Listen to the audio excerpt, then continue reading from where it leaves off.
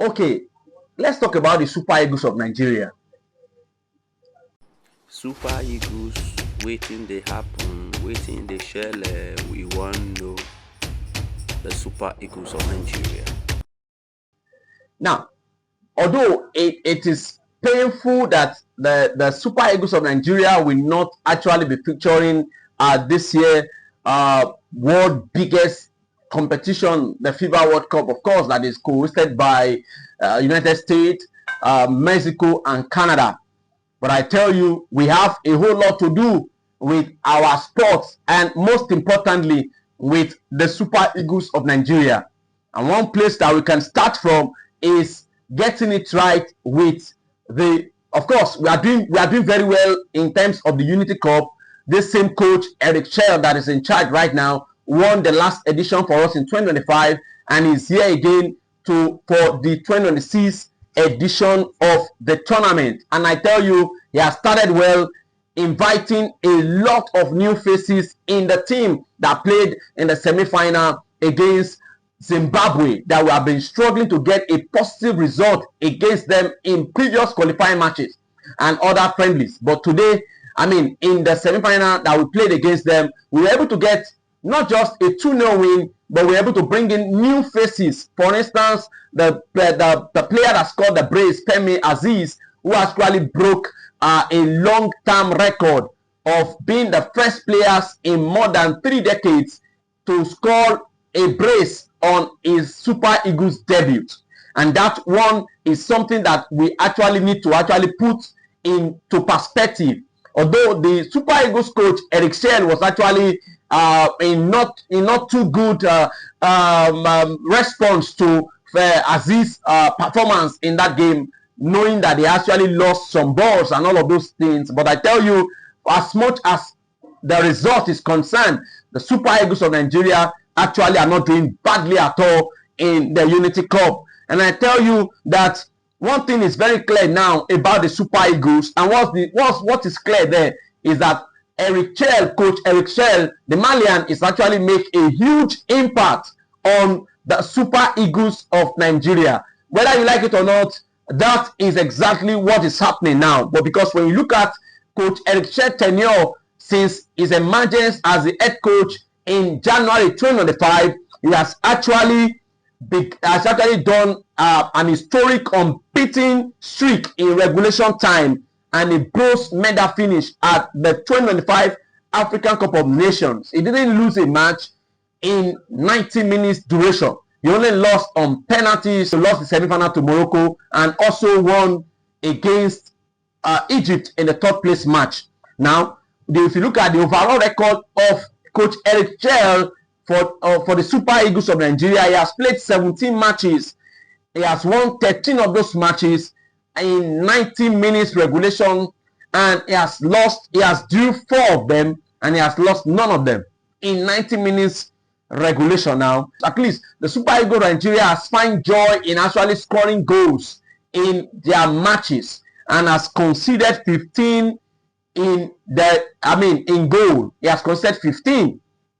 Now, if you look at those kind of record, those records actually won us a bronze medal at the African Cup of Nations, although we fell short of our average expectation. Of course, the Nigerian Football Federation gave a semi-final target to Eric Shell, which he actually met up with.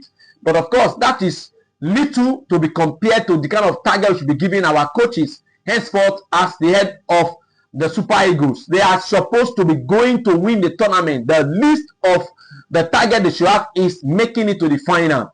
And of course, winning it will be another different ball game entirely.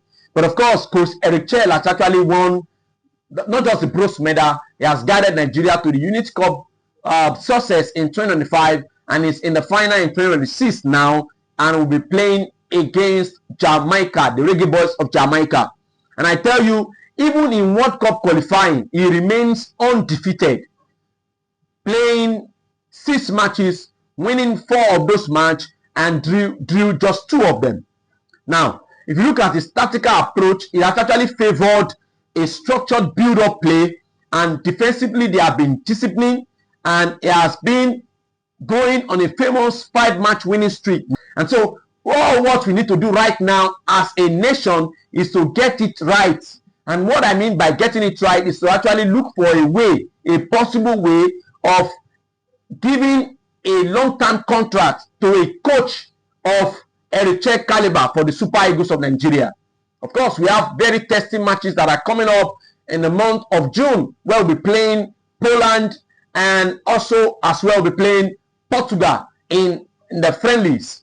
But I tell you, the Nigerian Football Federation, I'm using this opportunity to call on the Nigerian Football Federation, the National Sport Commission, and if possible, the National Institute of Sports, and as well the presidency, to come together and make sure that Coach Eritrea is retained, just like we have seen in other countries all across the world.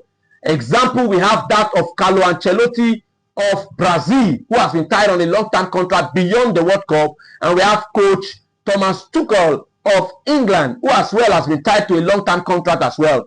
Why? Because they want them to not just build on the now, but actually prepare them ahead for the future tournament that they'll be involving in. And as well, Nigeria has tournament that they're going to be involving in. We have the 2027 Africa Cup of Nations qualifying matches that is actually going to be priority at the moment after the international break of these friendly matches in June. And as well, we should also be having an eye at the World Cup in 2030, where there's a possibility that the final of that World Cup will be played on African soil. So we need to actually prepare for all of this. And I tell you, we start the right preparation by having an established coach on a long-term contract handling the affairs of the Super Eagles of Nigeria. In addition to the good things that Coach Eritrea has been doing, is giving the opportunity to Nigerian-based players to actually feature to be part of the squad that prepared for the Unity Cup tournament, in which will be running up the final against the Reggae Boys on Saturday, and giving them the opportunity, preparing two different squads for this, the international windows, one for the Unity Cup matches and as well for the international friendly matches against Poland and Portugal. And I tell you, these are a good steps in the right direction for Coach Eritrea. And I hope that many of our Nigerian football administrators and sports administrators alike are seeing this kind of moves involved with Coach Eritrea.